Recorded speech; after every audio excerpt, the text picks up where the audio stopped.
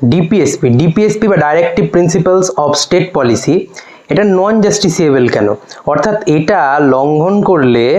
কেন কোর্টে এর বিরুদ্ধে কোনো মামলা করা যায় না।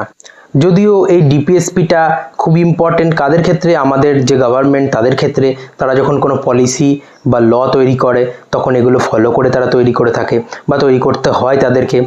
তো এই যে এতটাই ইম্পর্টেন্ট হওয়া সত্ত্বেও ডিপিএসপি নন জাস্টিসিয়েবল কেন, তার কারণটা হচ্ছে আমাদের কনস্টিটিউশন যখন তৈরি হয়েছিল সেই সময় আমাদের সোশিও ইকোনমিক এবং পলিটিক্যাল কন্ডিশনস দেখে আমাদের সংবিধান প্রণেতারা অর্থাৎ সংবিধান নির্মাতারা তারা কি করেছিলেন, তারা কিছু রাইটসকে সেই সময় এনফোর্সিয়েবল ইন নেচার বা বাধ্যতামূলক ধরনের করেছিলেন, সেগুলো হচ্ছে ফান্ডামেন্টাল রাইটস, এবং কিছু রাইটস তারা নন এনফোর্সিয়েবল বা নন জাস্টিসিয়েবল নেচারের করেছিলেন, সেগুলো হচ্ছে ডিপিএসপি। সো এই যে ডিপিএসপি এগুলো নন জাস্টিসিয়েবল নেচারের কারণটা হচ্ছে সেই সময় তারা বুঝেছিলেন যে কিছু রাইটস আছে যেগুলো সেই সময় সোশিও ইকোনমিক যে কন্ডিশন,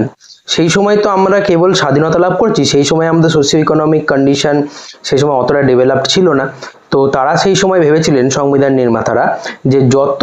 আমরা ডেভেলপ করব, আমাদের যত সোশিও ইকোনমিক কন্ডিশন আস্তে আস্তে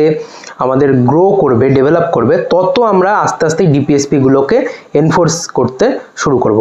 তো এই কারণে ডিপিএসপি গুলোকে সেই সময়তে যখন আমাদের কনস্টিটিউশনে এগুলোকে যুক্ত করা হয়েছিল তখন এই ডিপিএসপি গুলোকে নন জাস্টিসেবল নেচারের তৈরি করা হয়েছিল। ফর এক্সাম্পল আমাদের কনস্টিটিউশনে ডিপিএসপির আন্ডারে যে আর্টিকেল 45 রাইট টু এডুকেশনের ব্যাপারটা রয়েছে, সেইটা